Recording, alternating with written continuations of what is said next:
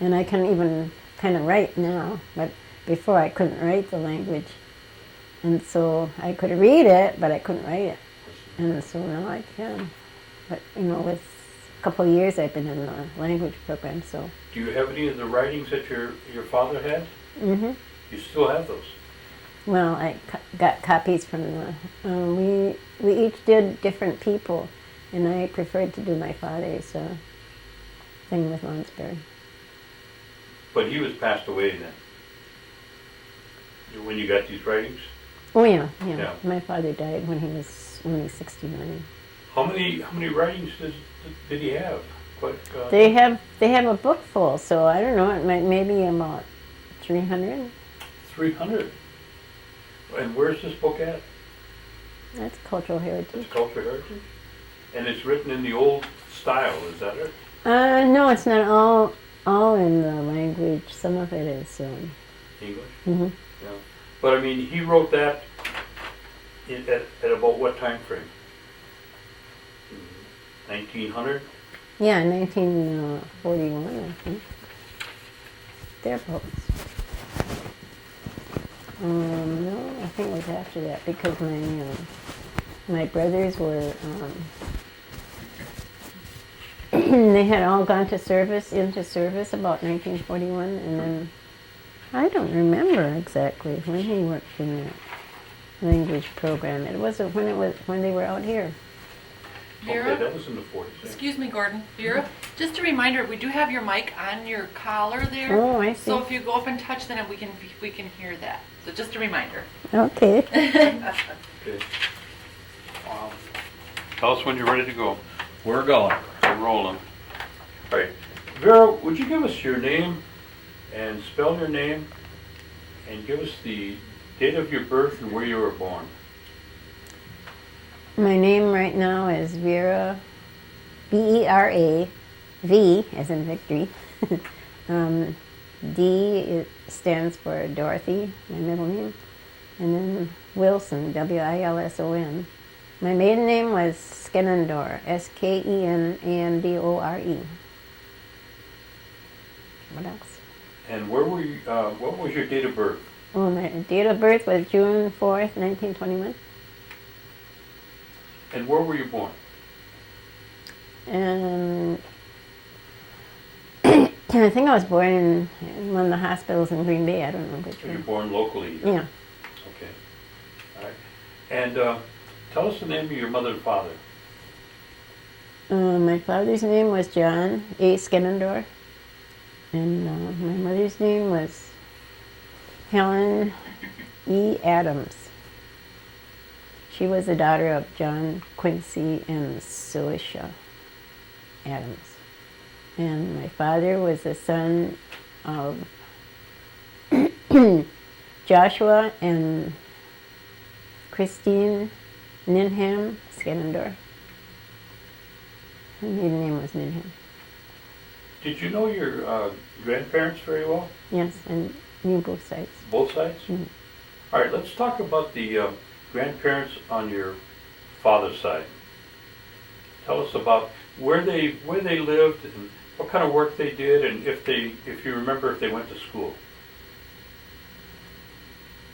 I don't know how far they went to school or anything like that. My grandfather always talked the language, and my brothers and I, when we stayed there, he didn't talk any English because he wanted them to learn, and he was trying to teach them, but my brothers didn't. They weren't trying to learn, but they learned some words, like duties. And then my grandmother, she usually made baskets, and she taught the language too, and I don't know how far she went to school. Where did they live? Oh, they lived on South Overland, off of South Overland rather, on Silas Drive, where Silas Drive goes that way. In fact, Silas Drive was, my grandfather bought that strip of land from his brother Elijah, and because that was in part of his allotment, so they made a road out of that. in order for him to get out of, he had land over back about 26 acres there. And what kind of work did your grandfather do? Mostly farming and raising he had animals and raising fruit trees and and taking care of the animals. And your grandmother, did she work at home? Yeah. Or did she work out? No, she worked at home. She made baskets, those woven baskets. She even made us those big ones, like hamper size, or else sometimes they were round with covers on. And then she used to sell them to the different people. Do you have any of her baskets left? No. No, can't find them. No. Okay. Now, all right, let's talk about your grandparents on your mother's side. Well, my grandparents on my mother's side lived down there by where, you know where that golf course is now, that little place, that mini golf course, like below the hill of 54. That's where their farm was. They had a farm there, and they had. Why don't we take a little water break? Get a little sip of water. It's hard to come from teaching language to do some more talking, huh? Yeah, well, I don't know, I kind of have a voice problem anyway, sort of. I have asthma, so it kind of sometimes can't hardly talk at all.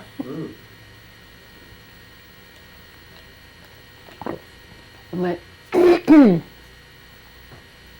there's days where it's quite clear and I can talk all right. But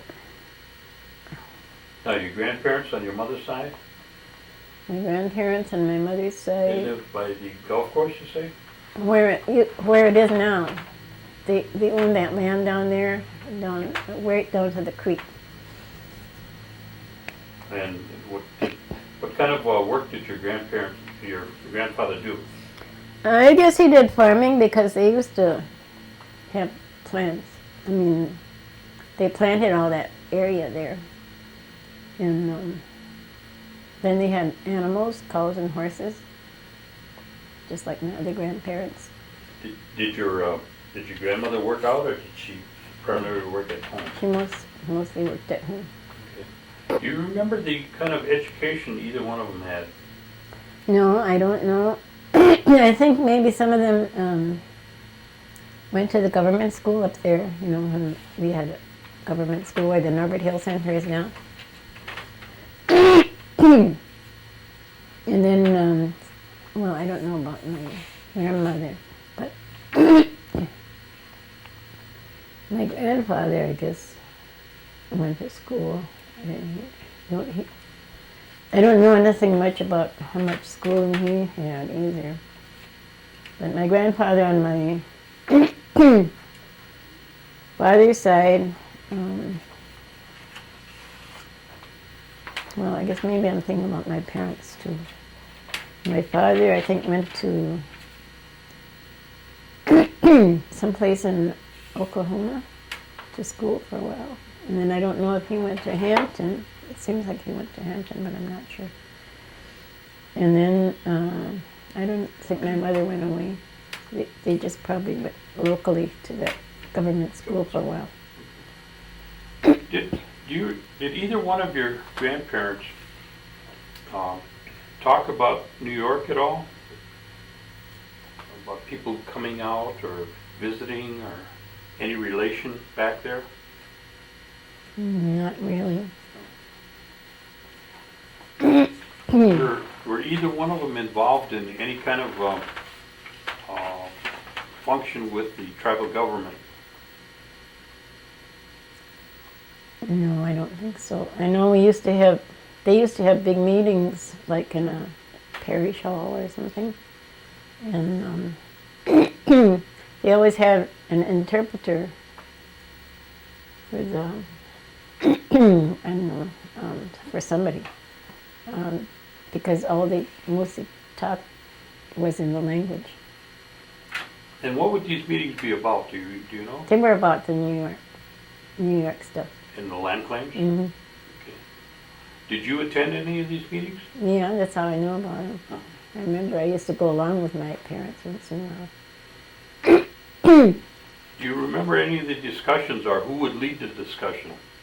Well, there were different men, older men that probably were knowledgeable or remembered coming from New York. They'd be talking and telling about different things that were happening and what the government was wanting them to do.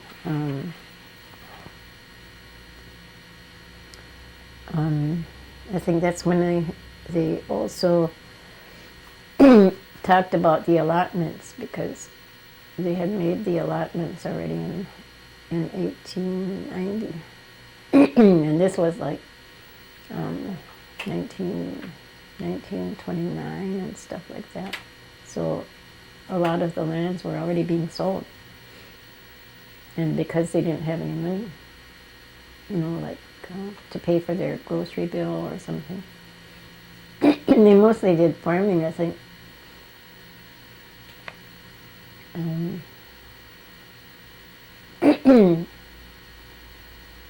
I don't know what other kinds of bills. I think they had to pay taxes for their land, but because in 1917 the land came out of trust, and so the people were supposed to pay taxes, and so they got behind in some of their taxes, and then they had to pay quite a bit, and so they always had to pay for the land after that.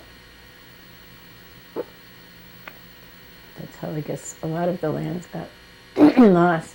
Okay, let's talk about your mother and father now. Did your father go away to school, or what was his education?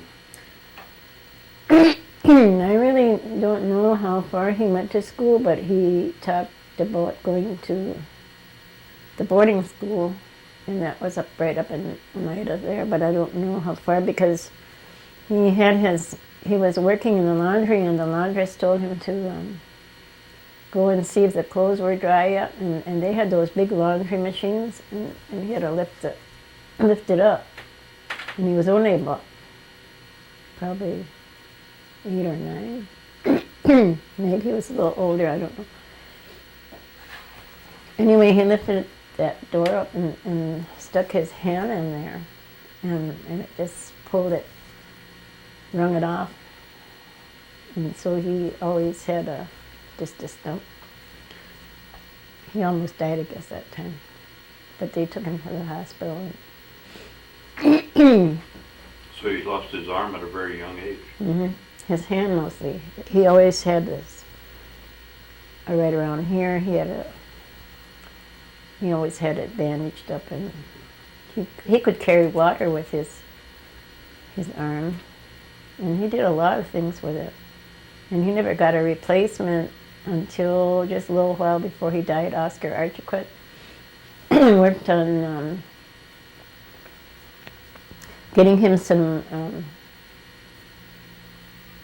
money or something to get a prosthesis or something, and then he couldn't use it because he was older, and if he was younger and that probably happened, he could have, he might have used him, but he had an artificial hand here, and he couldn't use it very much. It was mostly for wearing to public places or something. But he went to school in Oklahoma or someplace down there, and I don't know where. But and I don't know how far he went to school, but he had nice writing.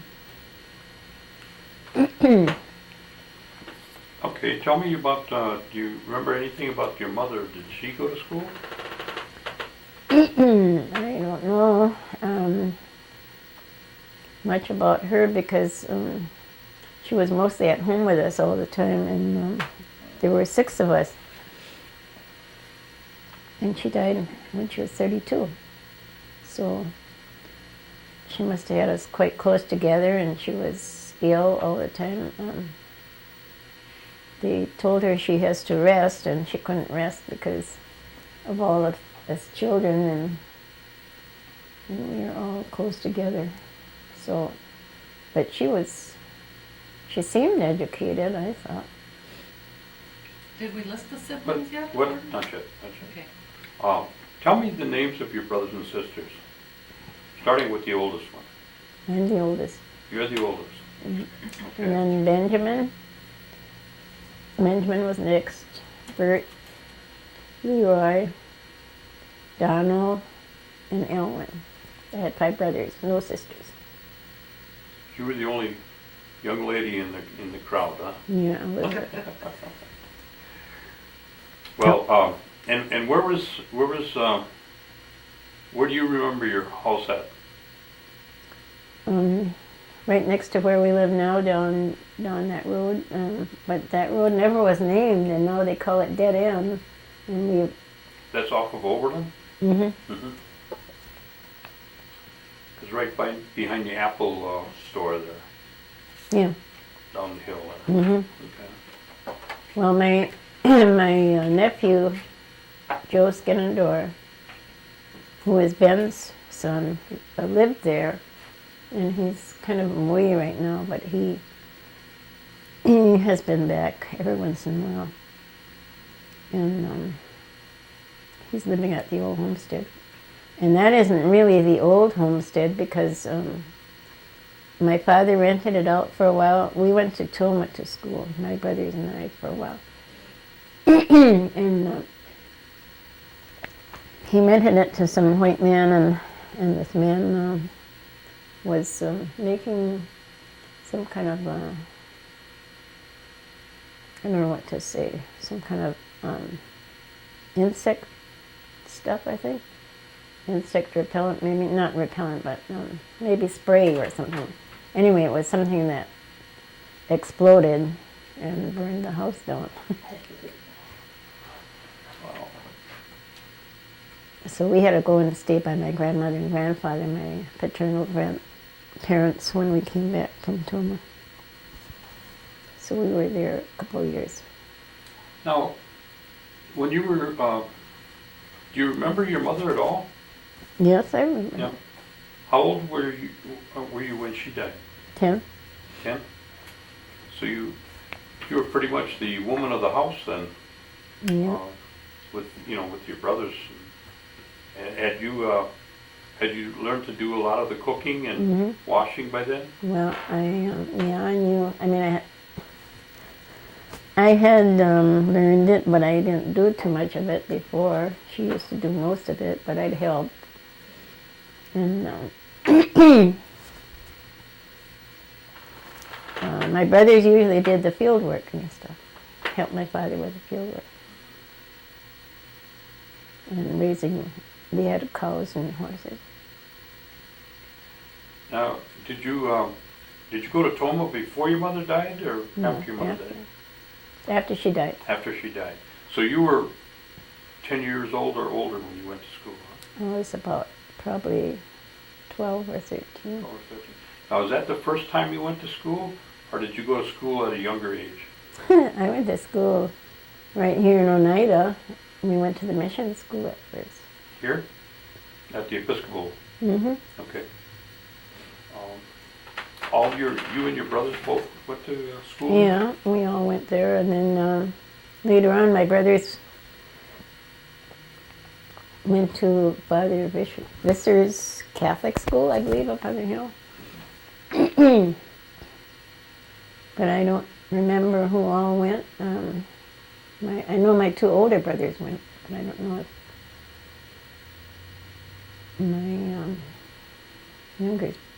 my younger brothers went there too.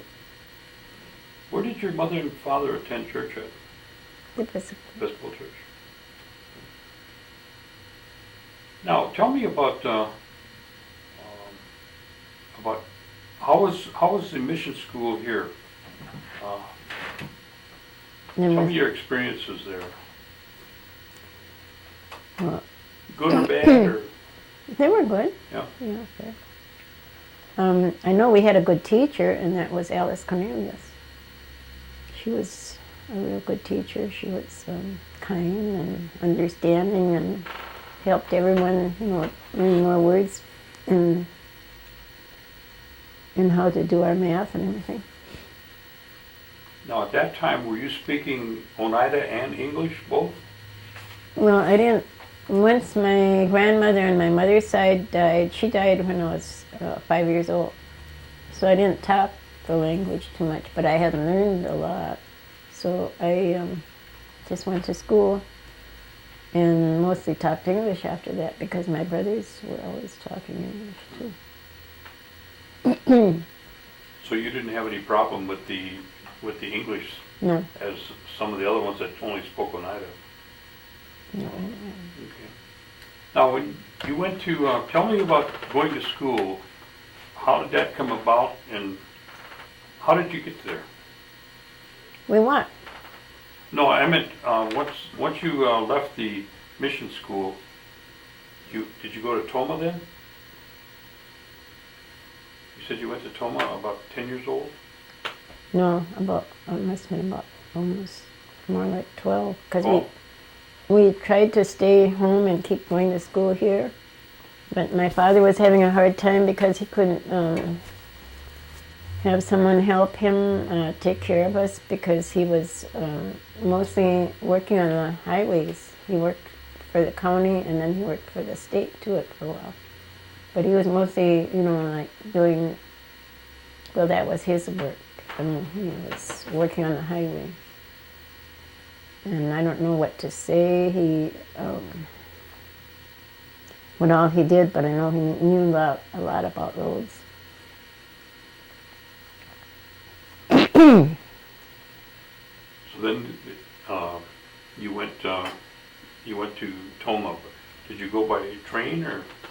Oh no, he borrowed my aunt's car. My aunt had kind of a new car, and they drove there. I mean, he drove us there.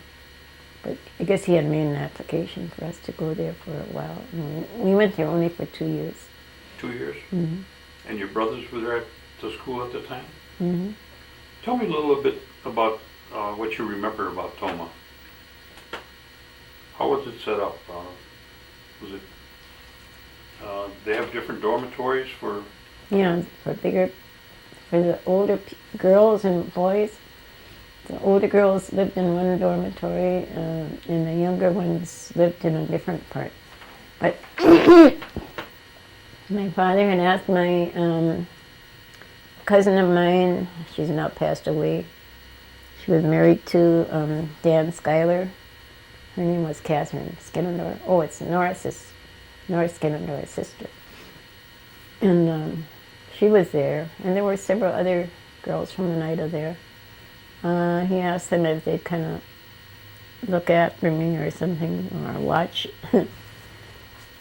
me or something like that. And being, there on the little girl side. So one of them asked if they could have me live in the big girls' dormitory, even though I was small in it. And they said because they needed to help me out more. So I was able to go and stay in the bigger girls' dormitory. There was a couple other ones that were a little bigger than I was, but I remember that they used to help me a lot in a lot of things. But we had a regular dormitory and then some of the bigger girls had rooms.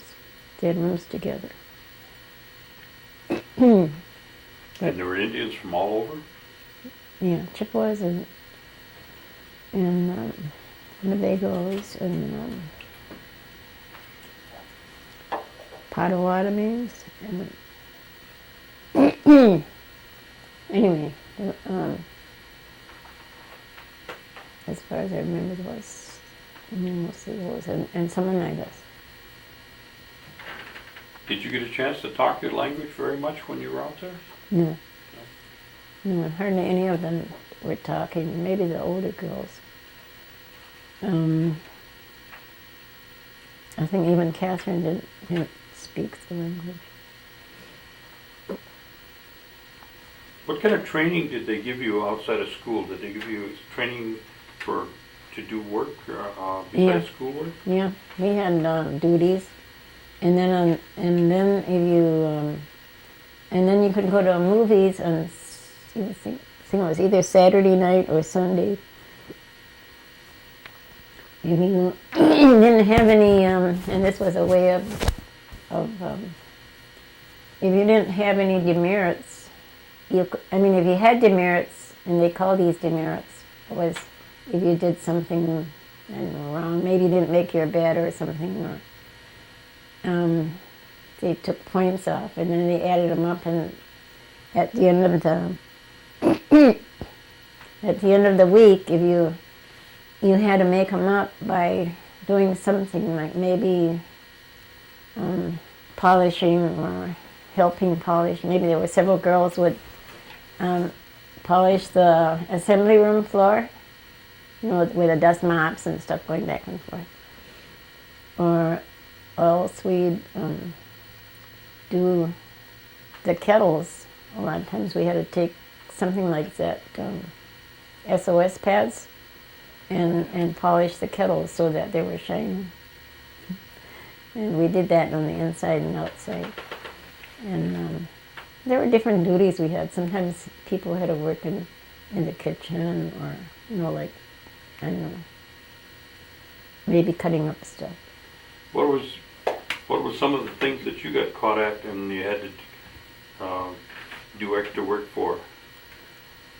I don't remember too much about that, but I remember one time when I was going to a government school, and that was at Haskell.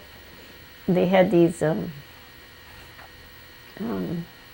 fire escapes on the outside of the building, and you got in there and went down, and we weren't supposed to do that, just any old time. So there were several girls wanted to do that, to go down that fire escape, just to see how it would be. So we went down there and we got some points for that. It caught, huh? Okay, how is the food at Tomah? Food pretty good? Yeah, I guess so. Did you come home on holidays or summer? No, we never came home. You stayed there? For 2 years, yeah. For 2 years. My father would come and visit us once in a while, or my aunts with him. But we didn't come home, and it seemed like within a year they were getting us ready to send us out to foster homes. So they were making us some clothes to wear, like maybe for the girls they made jumpers, like, or they were jumpers like they have wear nowadays. It's sleeveless, but then you wear a blouse with it, and it's it looks dressy. I don't remember what they were made of. I think they were wool. And then the boys all got suits. And I think maybe the upper grade girls made them, in their sewing classes. So we were all getting ready to go to foster homes, because that was mostly orphans there and partial work. And so they used to send them out every once in a while, but this group that we were in, my father didn't want us to go to foster homes. He wanted to keep us all together. And he said, let him know when they're getting close to sending us off, and that he'd come and get us. And so that's what he did. All right, your dad brought you home from Tomah, and but he wanted to keep you all together. Then what happened? We stayed by my grandfolks, and they did farming. We went to school over there by Highview. It was a grade school. I guess mostly the upper grades I don't remember what grade, 7th and 8th maybe, I went there. And then my brothers went maybe a little longer.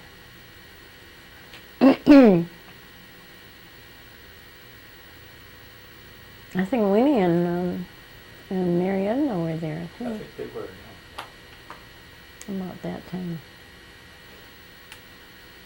Anyway, my brothers, I know they were all kind of just a little more than a year apart sometimes.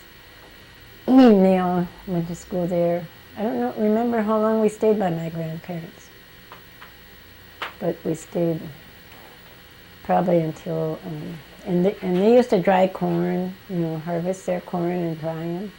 And I remember we have a picture of my grandmother and grandfather sitting at a table out in the yard, and they were watching the corn. They had the corn all spread out on that table, and that was sweet corn, dried sweet corn. But well, we did whatever they needed help with, and we learned a lot that way. When did you go to Haskell?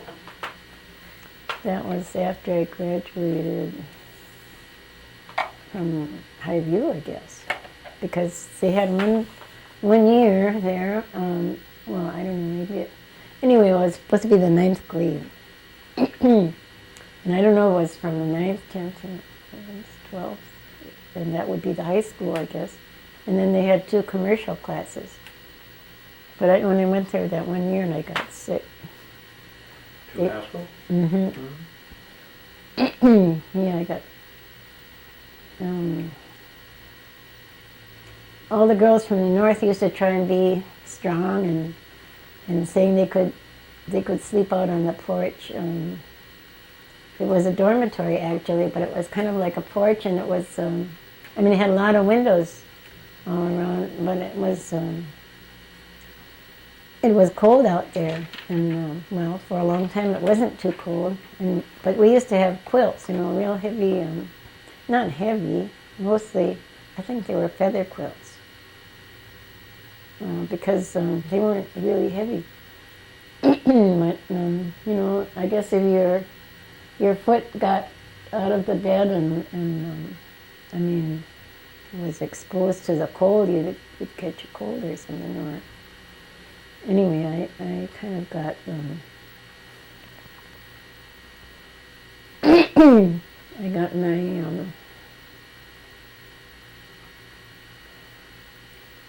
acute arthritis in my ankle and my foot. One morning I couldn't get up because, well, a couple of mornings I couldn't get up because my foot was so swollen. And then I had to go to the hospital and spend a couple months there, but my father had said if I ever got sick down there, he was going to not let me go back. So I couldn't go back to school there. And I was supposed to be off of school for the next 2 years. So I went with my aunt to South Dakota after that. She was working at Pine Ridge at the government school there. Where did you go after you left Pine Ridge? I came back here. Back home? Mm-hmm. About how old were you then? Probably about 17. 17. Okay. Did you go back to work, or did you go to school, or did you get married? I went to De Pere, West De Pere High School for a couple of years. And then, after I got through school, then I went and worked at the hospital as a sort of like the nurse's aides or something like that.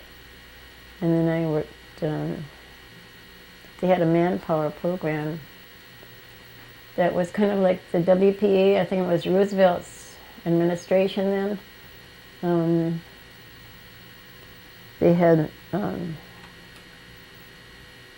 jobs for the younger people, and they had CCC camps, and my brothers went there.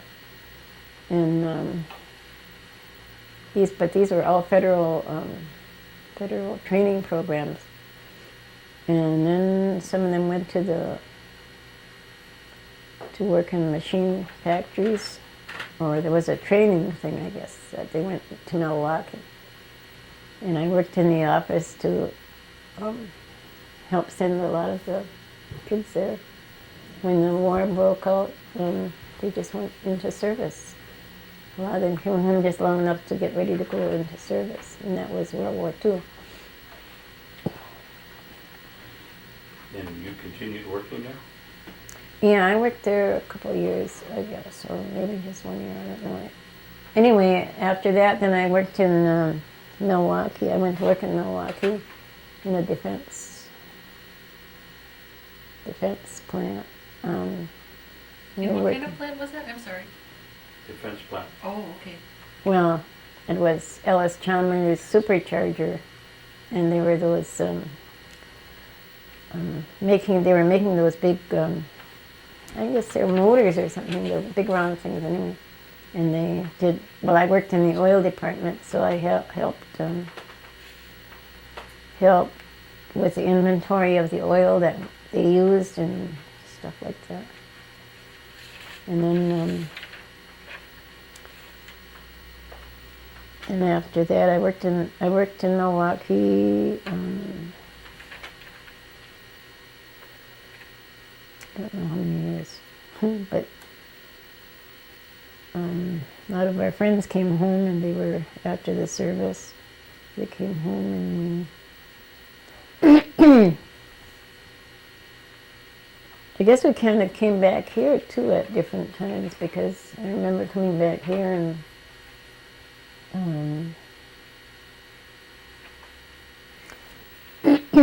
I met Clifford Paulus, and all my friends were getting married and stuff, and he wanted to get married, but I didn't want to get married yet. And in fact, I didn't even care for him that much, but eventually he kind of talked me into it, so I don't know, I guess I had Rochelle and Roberta, but we didn't make out because he liked to drink, and my father never drank much, so I just couldn't that drinking all the time.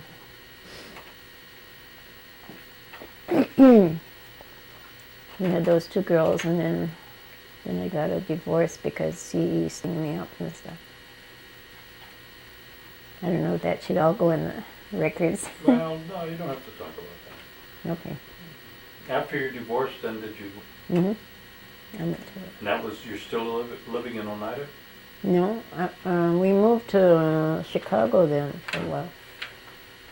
So after your divorce in Chicago, you went back to work? Mm-hmm. Okay. Where did you work then? I worked for Zenith Radio and several factory jobs. Is that where you raised your family, down there? Yeah, well, we lived there. And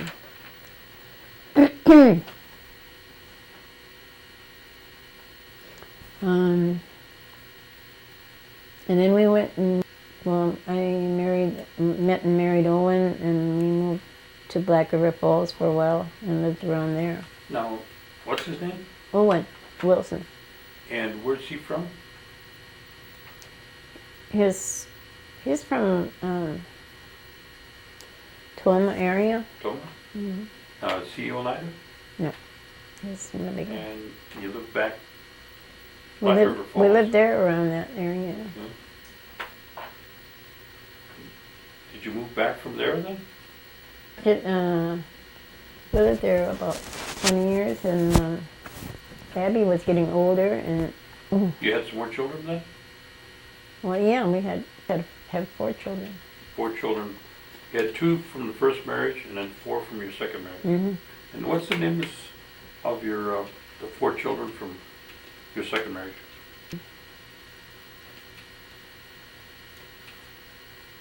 Donald, Bernard, Priscilla Helen, and Diane Wilson.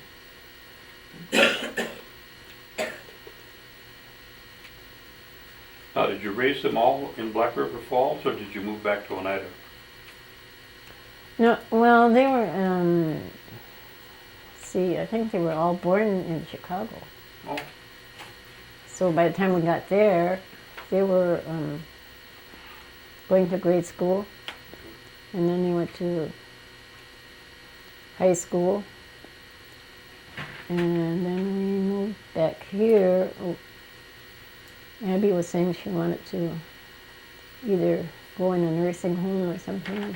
Oh, she wanted to go by the elder apartments and, you know, just live in a small apartment. Abby was my stepmother.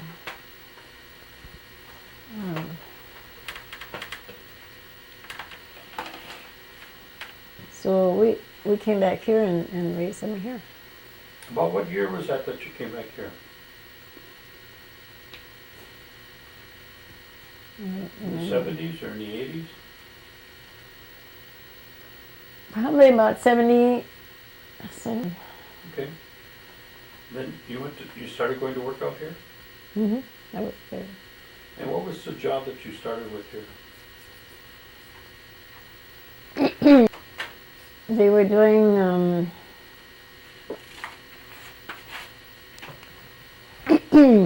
land work.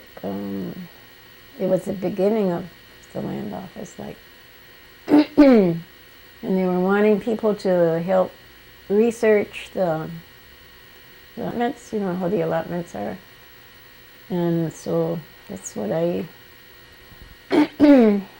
got interested in, and I kept working on it and tips and well, I trained a lot of.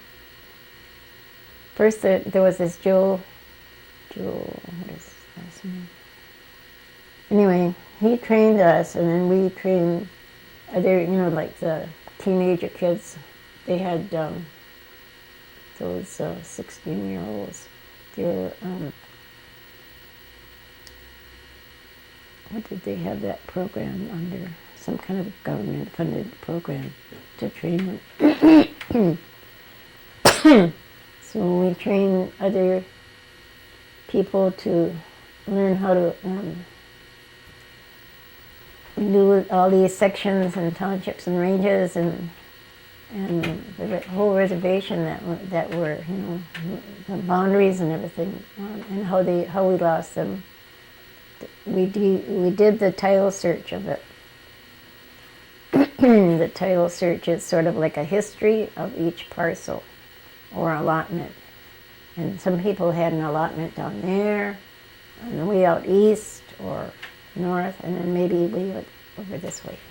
So the lands were scattered, I think, so that they could, I think that the government did this so they could lose it easily.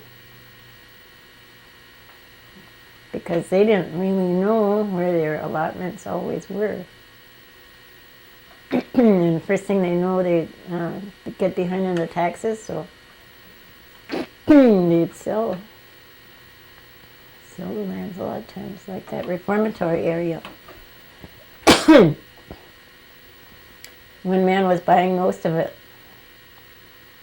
and then there was another man that had quite a bit too, and they went together and they sold it to the state.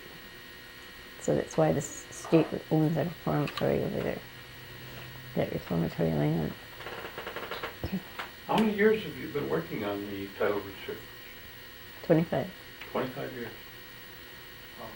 You've seen a lot of growth there then. Yep. Now, have you been involved in with the title search? Has that taken up most of your time? Yeah. All right.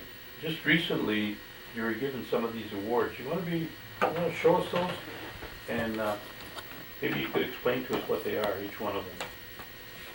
Show it up so that the camera can see it down here. Well, I'll try to see what it says. Yeah. This one says in recognition of outstanding achievements, well, contributions to the community and dedication to Native Americans. Wisconsin Indian elders And it says Lifetime Achievement Award. Did you get that, Bob? Mm-hmm. Okay. I thought All this- right, here, I'll hold that one for you. And this is just a recognition award. This is for years of dedication to preserving the land and the Oneida language. And this is from the Encore board, or Encore, I guess. Now, besides working on the title search, that gave you an opportunity to learn a lot about the history, a lot of history in those records. Am I correct that you're involved with the language too? Teaching the language? Yeah, right now. I mean, I transferred after. I was going to retire, and then they asked, Dr. Carroll asked me if I'd go and work with them with the culture and language. So I said I would. And I just transferred. And that's where you're working now. Mm-hmm. What do you do there in terms of Oh, the project? we're all these trainees are pretty well advanced. They've had at least 5 or 6 years language training, and so we just help them pronounce words. Like a lot of them will have the wrong accents in different places, and so we kind of tell them the way we know, and sometimes we differ. So there used to be several teachers, and some of them would, but then they always say, well, that's how you talk in your area, and then, like somebody else has a different accent. And right now we have a lady from Canada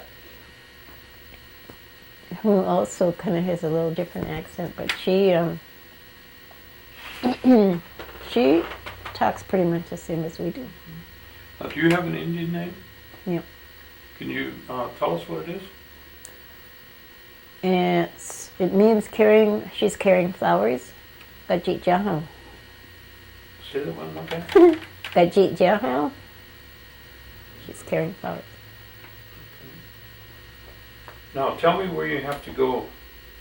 Your next meeting you're going to go to, but tell me that in Oneida. My goodness.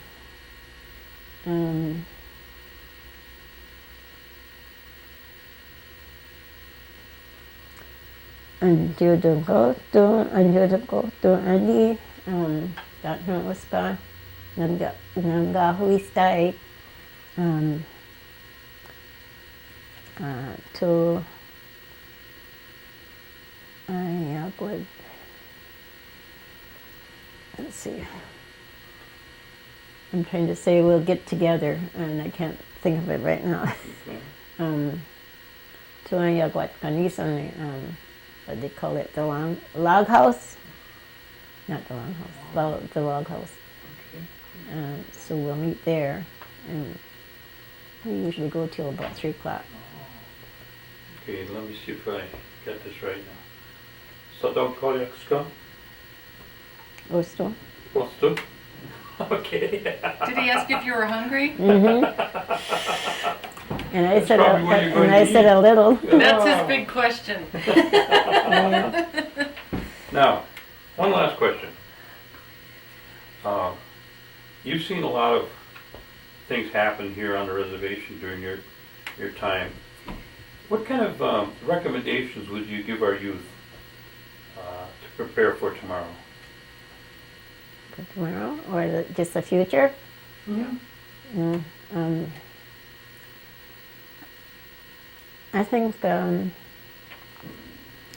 they should listen to, if they have any elders like their grandparents, because they usually talk about being dedicated to staying with either schooling and then learning something, training of some kind, and kind of stick with that. Especially if they should try to get an interest. I think that then they should follow it. And sometimes, you're halfway into something and you like something else, so you decide to go for that. But you should just they should rather try to be steady and not quit jobs easily. Stick to it. Hmm. And to learn as much as they can.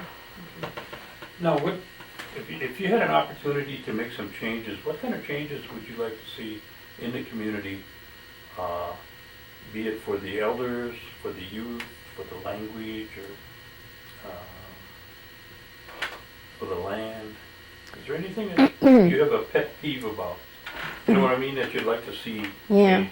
Yeah. Well, I think I'd like to see more people learning the language and practicing it or using it more. Because if there's more people that learn it, they can talk to each other, and if there aren't many, you can't talk much. And I think a lot of the young people are really interested, and but they can't always talk because their parents don't know. And I think more of the parents should learn so that they can talk with their children, and then carry on conversations amongst themselves. Some of these other communities, like up in Canada, even the young people keep talking their language, and that's good. I don't know. I think you can. It sounds so much more funnier at times when you're describing something and you make the wrong accent or something, then it makes a whole different word or something. So it's kind of comical, and we like to laugh. It's fun, man. Yeah. Well, I thank you for taking your time to come, and we'll let you get off to your next meeting. How's that? Okay. Okay. And they're going to take